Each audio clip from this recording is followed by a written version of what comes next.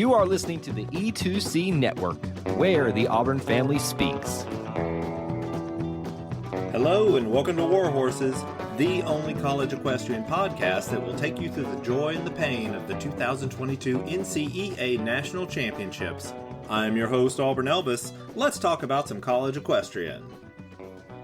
Alright, so we're going to get the hard part out of the way first. We're going to rip that Band-Aid off and talk about Auburn.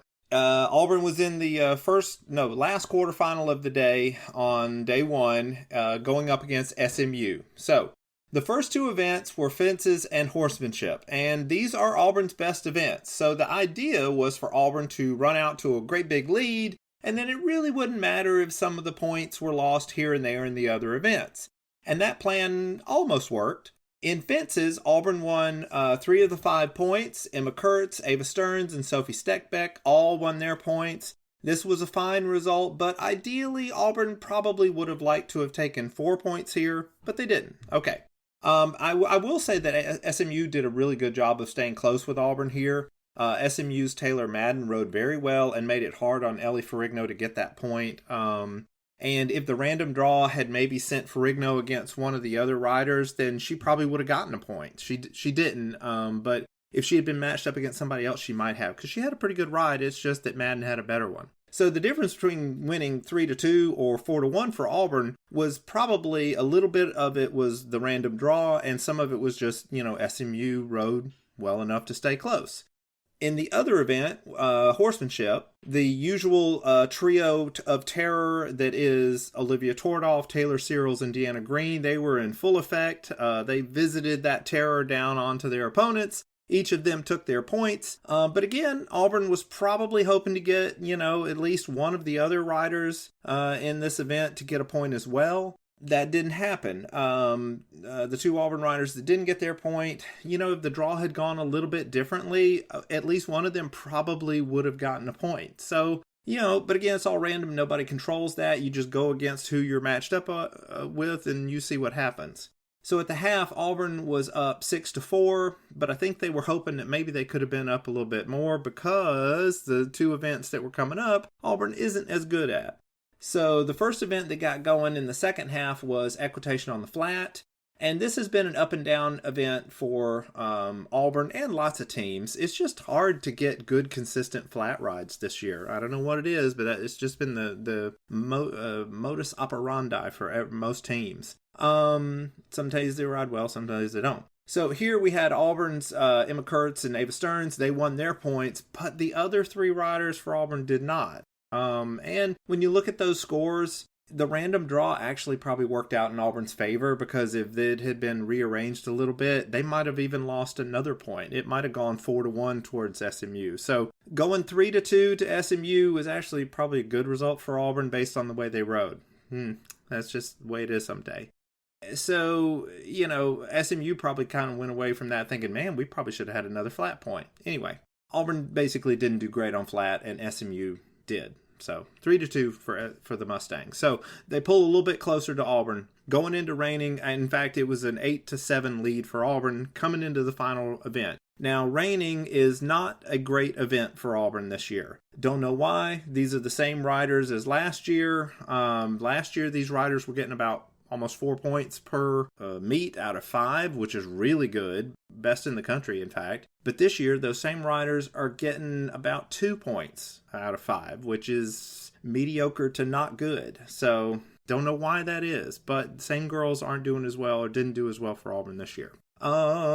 So reining was also slowed way down because there were a bunch of re-rides and under reviews. There was also a weird equipment issue in the other quarterfinal that was going on at the same time, so everybody had to stop and talk about, well, what do we do when the stirrup comes off? And, let's go check the rule book. So all that was taking a really long time, but basically Auburn was going to need at least 2, which was the average of what they typically will get in this event, but they didn't even get that. They got swept 5-0 in this one, and that pretty much took away any chance Auburn had of winning. So every point, Auburn's hoping maybe we'll get this one, but each one just kept going to SMU, and then there'd be this long wait because, everything was getting slowed down. So it just took like 2.5 hours for reining to finish. It was just ridiculously long, and it was just a painful, slow, agonizing death for Auburn, and they finally, got beaten, and their time at the tournament was over. So basically, I talk about this in the SI article that I wrote. I talk about how reining has been Auburn's Achilles heel throughout the whole season, and it's really frustrating because, again, Auburn with these same riders was really good in reining last year. So not sure why that is. I even went back and looked at, because last year was a COVID year, we really only rode against SEC teams for pretty much most of the season. This year, of course, it was more normal. We would ride against a lot of non-conference teams. So did that hurt us? Were the non-conference teams just better in reining? So I went back and looked at this year and only compared the 8 SEC rides that we did versus the 8 SEC meets that we did last year, and it was still essentially about 4 points last year and about 2 points this year. So don't know why that's happening or why that has happened. I'm sure Greg Williams and Manili would love to know that as well, because it was going on for the whole season and they knew it was happening, but they weren't able to fix it. So it's a mystery as to why that happened. I will say that, I talked to somebody afterwards of just saying, why do you think this happened? And their thing was, their theory was that because there is a shortage of quality reining horses, not to say that we got on bad horses during that meet, but just in general throughout the season, with a shortage of reining horses, it meant that the training that Auburn was doing throughout the year wasn't as good as what it could be, and so that was why they didn't perform very well. And at the time I was like, oh, okay, well maybe that makes sense. But then later I was thinking about it and I was like, well, but that doesn't explain why we did so well last year, but didn't do so well this year. I mean, unless we retired a whole bunch of horses from last year to this year, then that doesn't really explain it. Because if there was a shortage now and if there was a shortage then last year, well then that same issue of not getting the best quality practice would have been the same last year. Yet somehow we overcame that. But anyway, I don't know. Anyway, it's just a mystery. I don't know what happened, and if you know what happened, then, DM me or send me a note or something, and, I'll talk to you about it and see, what your theory is, and, maybe I'll investigate that further. We'll see. But as far as it goes, what's happened has happened. Doesn't make a lot of sense, but sometimes sports do that, and that's the result we have. So, looking around, I will say that when they talk about this whole shortage, I've actually heard that in general before, not just specific about reining, although I think reining does have more of a shortage of good horses than the other events. But, it may be the SEC person in me, but when I hear something like that, my first question is, okay, well, if there is a shortage of quality reining horses, then why doesn't Auburn just get into the business of making new quality reining horses?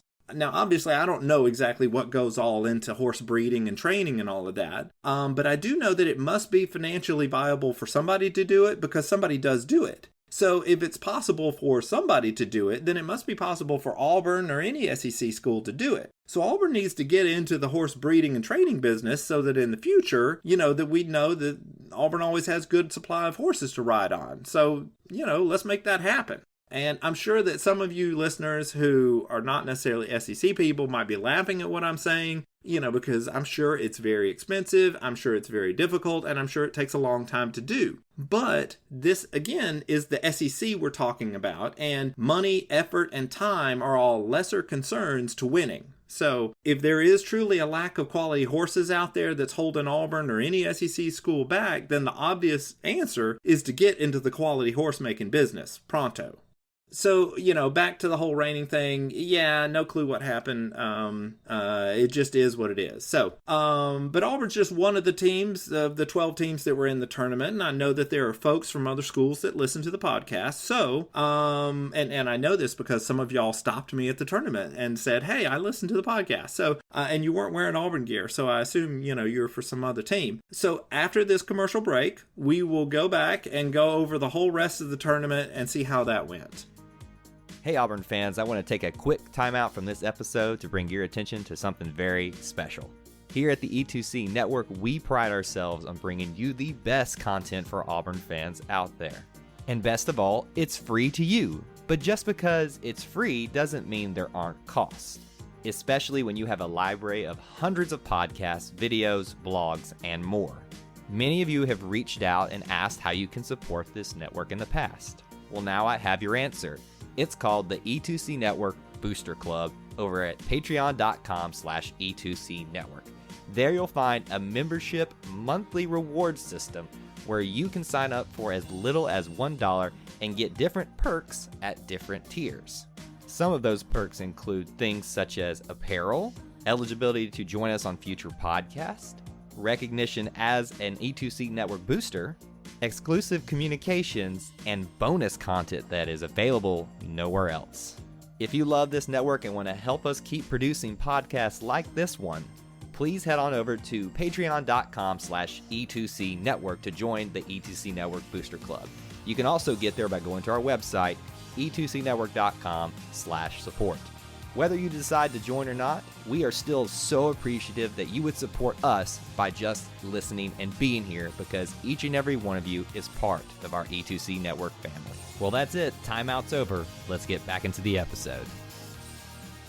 Okay, now, let's move on to the rest of the tournament. I promised you some joy in the show's opening, so here's where the joyous part is.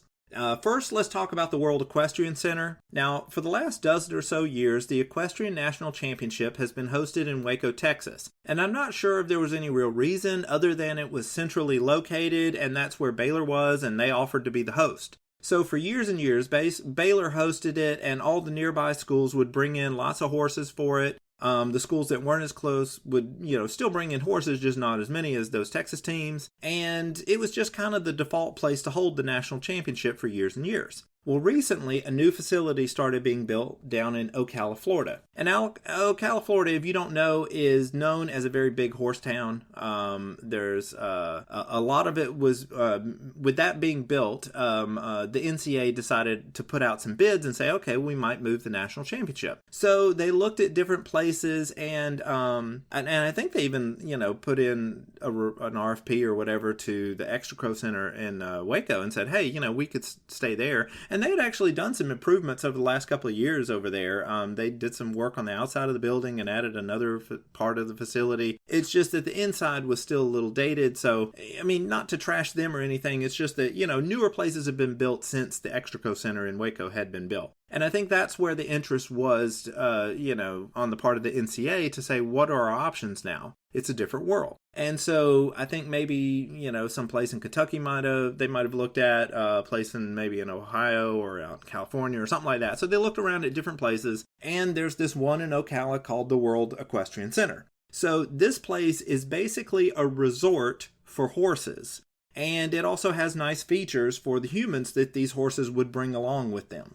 This place is so fancy that I was telling people it is basically the kind of place that James Bond would go to in order to kill a supervillain. Now, hopefully that wouldn't happen on the same weekend you were there, but you know what I mean. So the NCAA was looking around, and they were going down to this place in Ocala, but when they were looking around, it wasn't exactly going to be what the NCEA needed. In fact, they almost didn't move down there because originally there wasn't going to be a Western riding facility as part of the World Equestrian Center. And now apparently Western riding uses a different kind of dirt or floor surface that they ride on. It's a reddish clay dirt. It's very fine, gets all over the seats and everything. And the dirt that the jumping seat equestrian uses is got a lot of sand in it. It might actually be synthetic for all I know, but it's blonde. It's a different color and everything. And so, anyway, the World Equestrian Center, all of their rings were going to have the fancy blonde dirt and not real red dirt. And so the NCAA was saying, hey, we got to have some of this real dirt. And they were like, well, we ain't got none of the real dirt. And they're like, well, maybe we can't have it here then. And then the owner of the place was like, wait a minute. We got this area over here that we're going to do some future development in. But what we can do is we can fast track and say, hey, let's build some Western rings over here in this section. We'll put in the dirt that y'all need. And that way y'all can come here. And so the NCAA was like, all right, if you can build it, we'll do it. And so they did.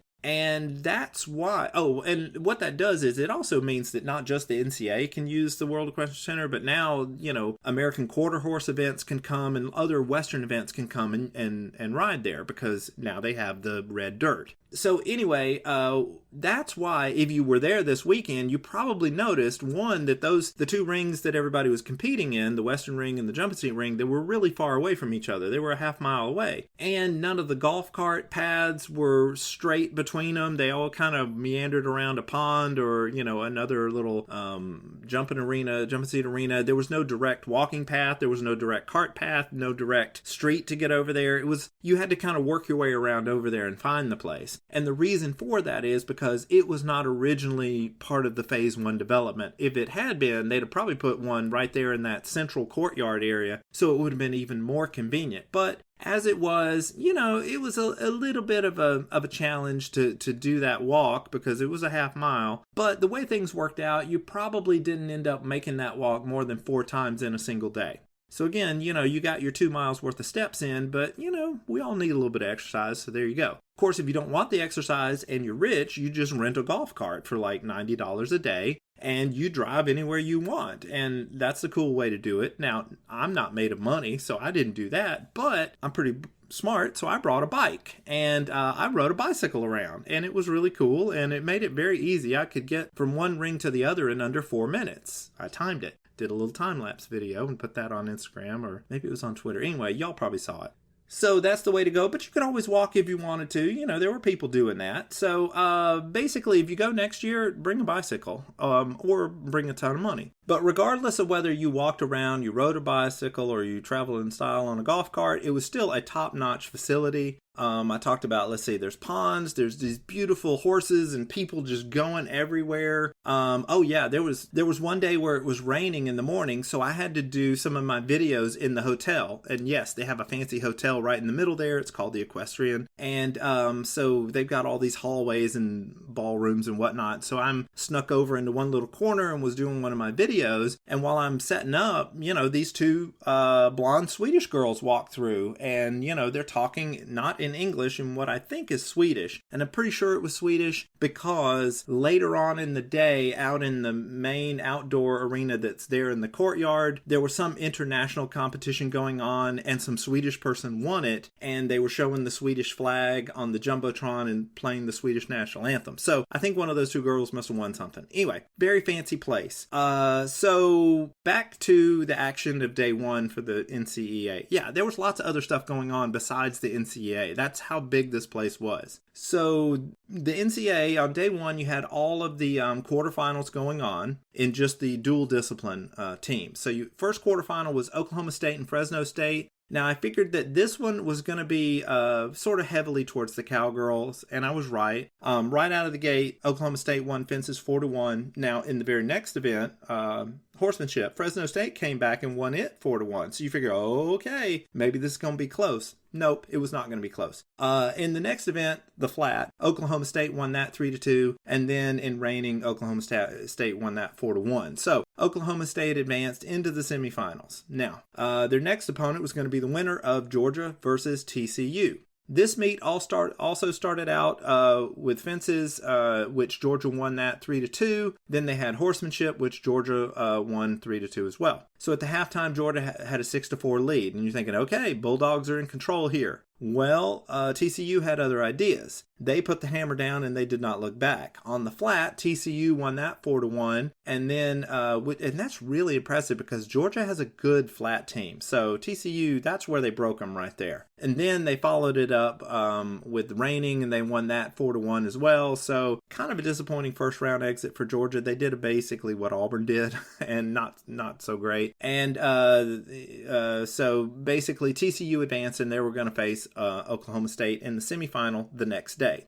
On the other side of the bracket, we already talked about Auburn, and there's no need to dwell on that. So let's look at the other one, Texas A&M versus Baylor. Now, I thought this was going to be pretty close. It turned out not to be as close. The weekend was actually not one of my better examples of forecasting these. I mean, I got that Oklahoma State, Fresno State right, but other than that, I was wrong on a lot of these things. So, but you can't it's not like I was making these numbers up. I was going off of previous statistics, and sometimes teams deviate from the statistics, and that's just what you get in sports. And that happened a lot this weekend. So anyway, fences, the Aggies won that 4-1. They also won horsemanship 4-1. So right there, they had a huge lead, 8-2 at the half. In the second half, Baylor made a little bit of a comeback. They won Equitation on the flat 3-2, and then of course that meant that A&M they had reached 10 points, so they only needed one more point or tie to give them the whole meet. And then the very first reining ride ended up in a tie, so that right there the Aggies had won. But it didn't end right there because, again, like I said, we had all these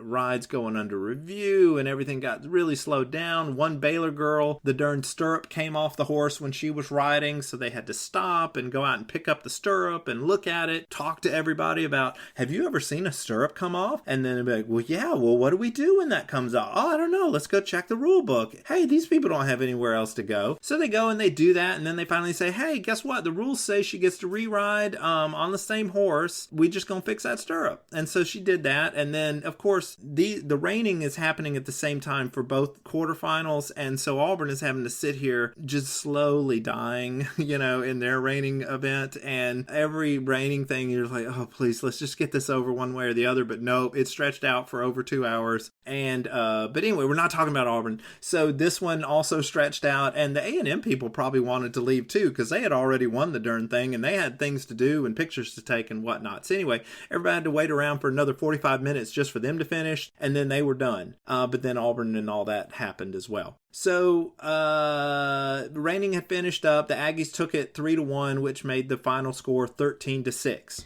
With all those results, that sent us into day 2. Now, in day 2, this is where the single discipline teams get in on the action, all right? Because, of course, you had 8 teams competing that first day, and that gets whittled down to just 4, all right? Well, and that's dual discipline. Well, you've got 4 teams that are single discipline teams, so you bring them in on day 2. So in the morning, you have the single discipline teams competing in their semifinals, all right? But they don't have as much to do because they only do the flat and the fences. So they do that in the morning and give the morning all to them. So first semifinal was Sweetbriar going up against SUNY New Paltz. This one was actually very close. New Paltz won fences 3-1, and you're like, oh wow, Sweetbriar's getting pushed here. And then Sweetbriar won the flat 3-1, so they ended up tying. So then they go back and they combine all the raw scores from the judges, and Sweetbriar barely wins that on the cumulative points, and they advance. In the other semifinal, you had Lynchburg going up against Swanee. Now Lynchburg jumped out to a great big lead. They won fences 4-0, and then the two teams split the flat 2-2. So that meant Lynchburg had won 6-2. And they advanced to the finals to face their nemesis, Sweetbriar. Which brings us into the afternoon of day 2, where you go back over to the dual discipline teams, and we have our first semifinal there, TCU versus Oklahoma State. All right, so these two teams have been very close to one another when they faced each other 3 times this season. They split, and then Oklahoma State won in the Big 12 tournament. So here they got another one here. We'll see if TCU can challenge them. Started out with fences. Oklahoma State won that 3-2.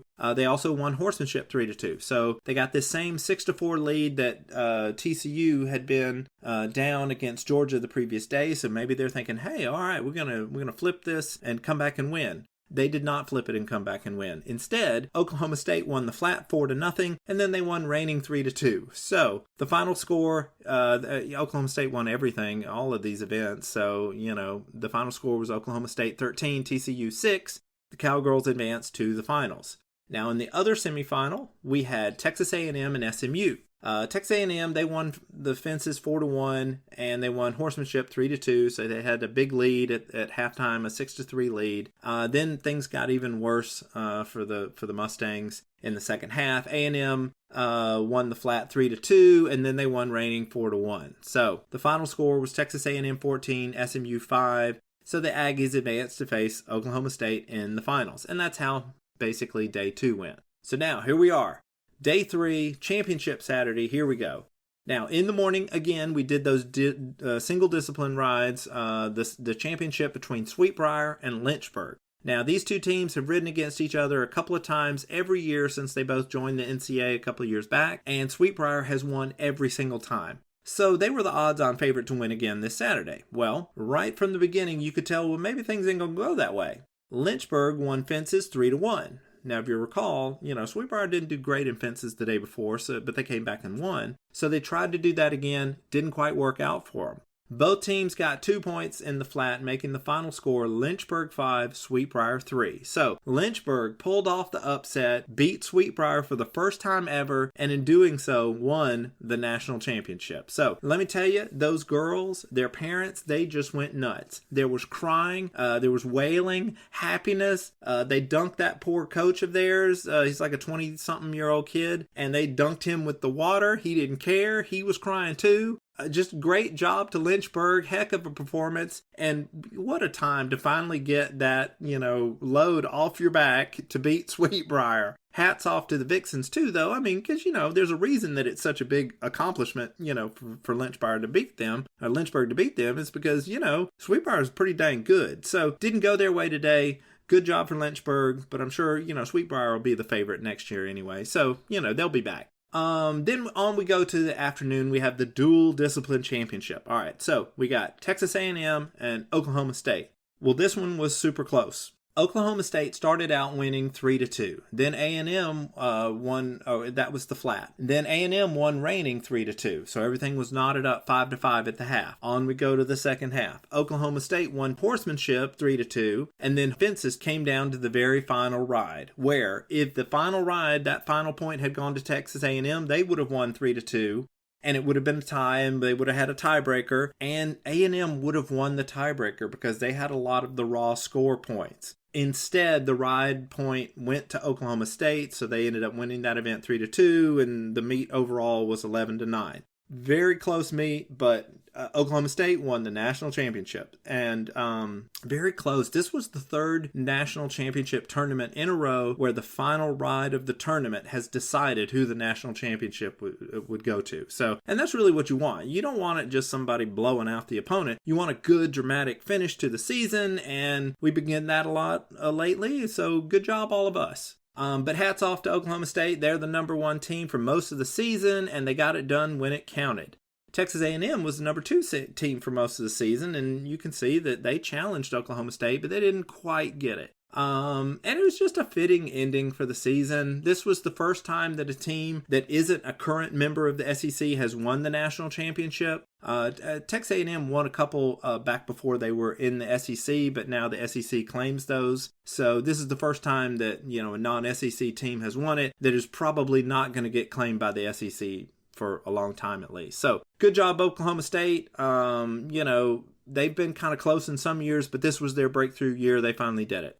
So after that, they had the trophy presentation, all the jumping around, the videos, the crying, all that stuff. I'm sure they went out and partied that night and celebrated, but, Easter was the next day, so some people were leaving, and I went ahead and left after that and got on back home. But it was a great time. I'm glad I went, even if, Auburn didn't do as well as we all expected. It was a fun tournament. It was an awesome place to go visit, and I'm already looking forward to next year because it is just a really fun, exciting atmosphere to be a part of. So now that the season is over, we can look back and we can say, hey, you know what? Things didn't go exactly like we expected, but it was still a really exciting season. We had several teams rise up and become the hottest team from time to time. Oklahoma State was number 1 for a while, and then it would be Texas A&M or Auburn, and then somebody would lose and it would all change again. We had TCU that they only won like 1 or 2 meets in the fall, and then they completely turned it around and went undefeated in the spring. And, really amazing turnaround for the Horned Frogs. You had some of the smaller schools like South Dakota State. They had a pretty good year. Delaware State did pretty good. We had several new single discipline teams like Sacred Heart, Dartmouth, Swanee.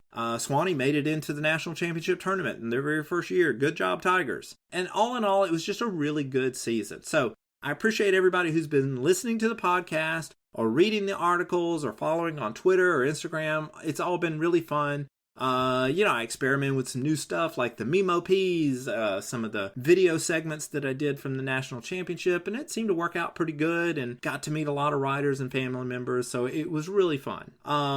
Yes, and I got to do my first official endorsement. There was a vendor there at the national championship called Leather with Love, and it's this business owned by this guy named Sunshine. And he's a really cool guy, and he gave me a nice gift of a custom orange and blue leather belt. He specializes in equestrian leatherware, so you should definitely check him out. It's leatherwithlove.com. And he said that my belt is just like the one that Auburn head coach Greg Williams got as well. So That's cool. I got to see friend of the podcast, Tom O'Mara, who you'll remember I interviewed about 2 summers ago on one of my episodes. Tom is still the president of the U.S. Equestrian Federation, I believe, and we were able to chat about just the history of the World Equestrian Center. That's how I knew about all the stuff with the different rings and the different dirt and all that stuff. I got to chat with several parents and players and some coaches and oh yeah, okay, this is a funny thing. This part's actually educational for folks. Okay, so listen up. So I talked to several coaches, and this one in particular, I was talking with them, and about 20 or 30 seconds into the conversation, they took this step back about a foot away from me while I was talking, and then they just stopped. And,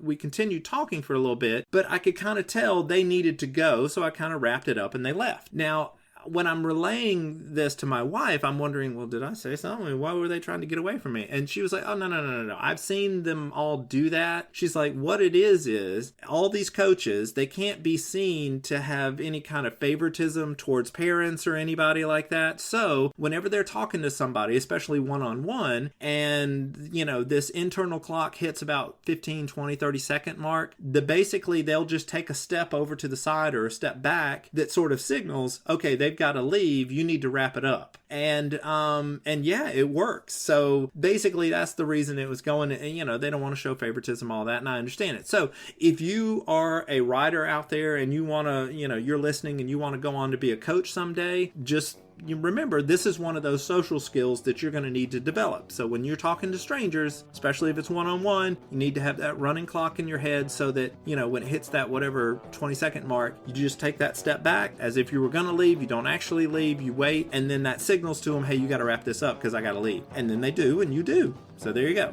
Learn something new every day. So, all right. Well, that is about it for this episode. I am your host, Auburn Elvis. Thank you very much for listening, and war horses. Thank you for tuning in to today's episode on the E2C Network. On your way out, I want to remind you to stop by e2cnetwork.com. It's your one-stop shop for all our content across our podcast, YouTube channel, and much more. To stay up to date with us, make sure you're following social media accounts such as Facebook, Twitter, and Instagram. While our content here may always be Auburn sports heavy, if it's orange and blue, it's what we do. War Eagle.